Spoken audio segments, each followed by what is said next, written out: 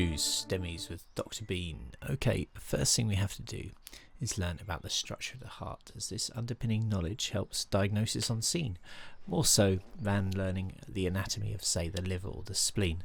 But whoa, this is far too complicated. Okay, this one's better.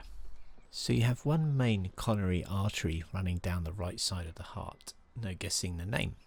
It's called the RCA for short. This supplies the right ventricle and tends to be smaller and less important than the big left ventricle. It also supplies the SA node. We know this is the pacemaker of the heart and keeps it running around 60 to 100 beats a minute, and everyone is happy. So the RCA supplies the SA node, right ventricle, and the bottom or inferior areas around the heart. On the ECG, the inferior leads are bang in the bottom left corner. The inferior view covers leads 2, 3 and AVF, F for inferior. In these leads you'll find the classic looking STEMI in all the textbooks, where the section between the S and the T is nicely and clearly elevated. So looking at the inferior view on this ECG, we see some textbook inferior elevation. If we compare it to a normal ECG, you can clearly see the difference there. So this is real textbook elevation. Another one here, again textbook elevation straight off to the cath lab. And with our third one, the morphology is slightly different, but look at lead 3, clear elevation, and also the morphology of the T wave absolutely dwarfing the R wave there. This is a classic inferior MI. So official policy is that there's 1 millimeter elevation in the inferior leads, which is one of the tiny squares on the ECG, but no one is getting out their calipers on scene, so I tend to put this at the very back of my mind and go for the morphology more. Inferior MIs can be very subtle. If you take a look at these examples, imagine it's 3 AM, you've had a busy shift, you're tired, and you may miss these subtleties initially. And therefore we need a little reassurance. Going to the cath lab is the right thing to do, and this is where the lead AVL comes in. So what we look for is a depression or a drop in AVL. If we go back and look at the examples we've seen, we can clearly see that drops or depression in AVL is evident.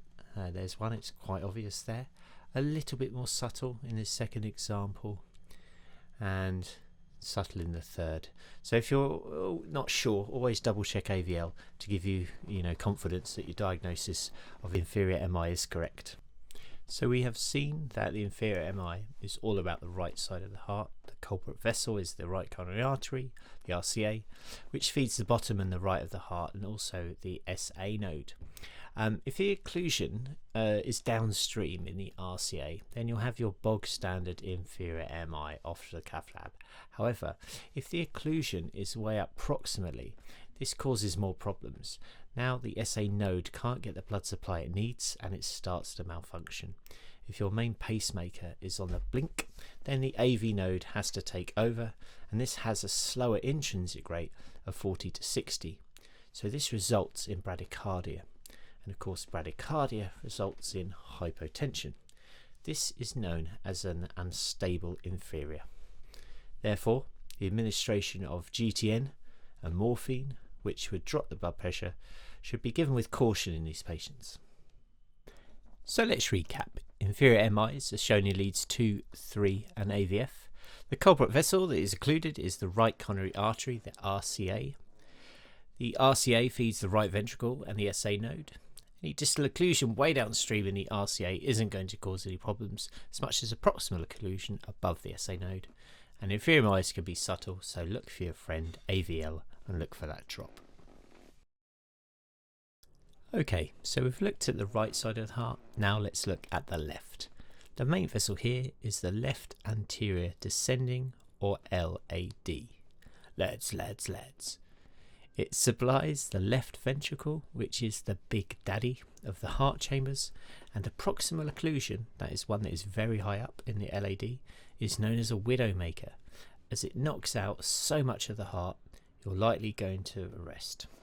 Here we have our normal ECG.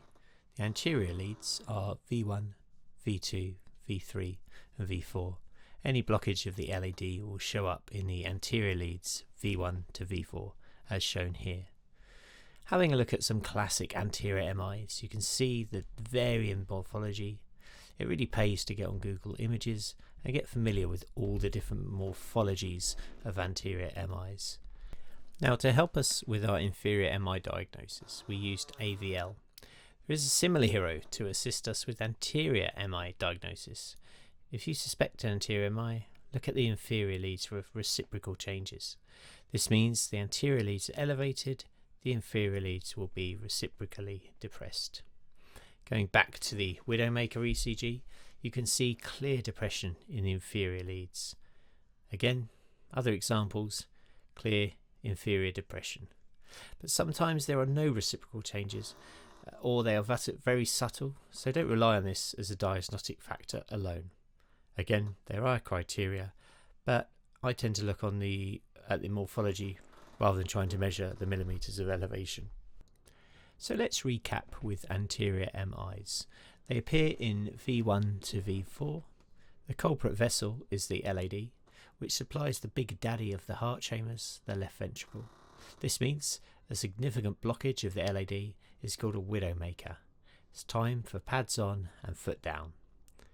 And look for reciprocal depression in the inferior leads, but be aware this is not always present.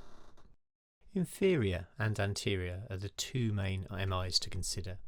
There is a third view on the ECG, and that's the lateral view, leads 1 AVL, L for lateral, V5 and V6.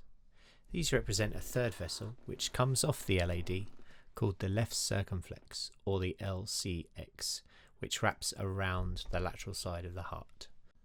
However, isolated lateral MIs are rare. They're much more likely to appear together with an inferior MI, called an inferolateral MI, or with an anterior MI, called an anterolateral MI.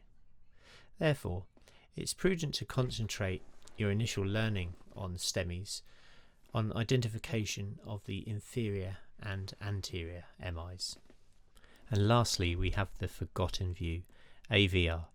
We can park this lead for now. À la poubelle. Sorry! Looking at this excerpt from a recent discharge summary from a real patient with chest pain, it becomes apparent that unlike the liver or kidneys, knowing the heart structure is valuable in the pre-hospital setting. Seeing the LAD totally occluded means you will look for any elevation in the anterior leads V1 to V4. So you know the LAD feeds the big daddy left ventricle, and therefore this could be serious. And with the LCX, the left circumflex, being diffusely diseased, it may result into a lateral or anterolateral MI. Also, you know that the RCA is unobstructed, so you know there is smaller likelihood for an inferior MI. And this has been your initial primer for inferior and anterior MIs. It's the Easy Money Medic signing off.